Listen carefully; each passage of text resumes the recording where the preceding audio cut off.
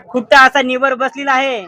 बाबांनो, या ठिकाणी आरक्षण घ्यायचं GR लागत नाही, डॉक्टर BR लागतो, BR. असं आरक्षण भेट. आज मोटरसायकल रॅलीमध्ये सहभागी झालेल्या सर्व आदिवासी बांधवाचे मी या ठिकाणी मनपूर्वक आभार आणि अभिनंदन करतो.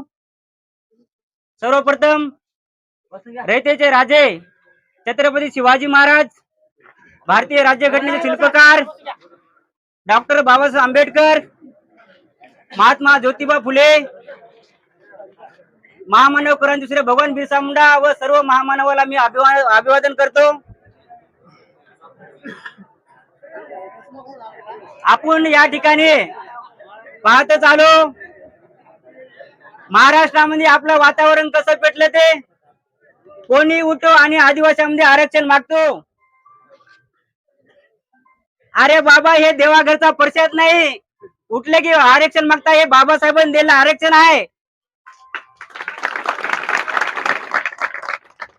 2 वर्ष 11 महिने 17 दिवस रक्ताचं पाणी करून त्यानं या ठिकाणी संविधान अंमलात आणलं आणि त्या संविधानामध्ये 342 अनुसूचीमध्ये या ठिकाणी आदिवासीला समावेश केला.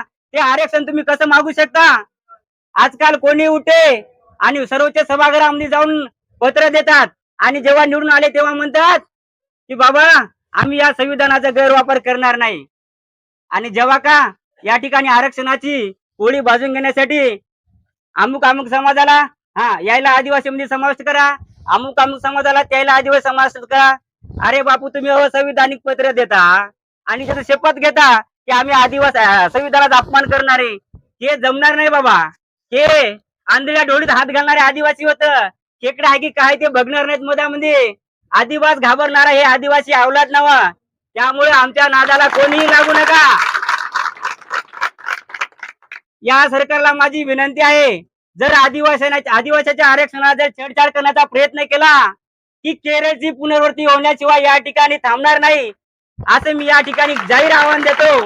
आणि या ठिकाणी माझं 2 शब्द या ठिकाणी भाषण थांबतो. धन्यवाद.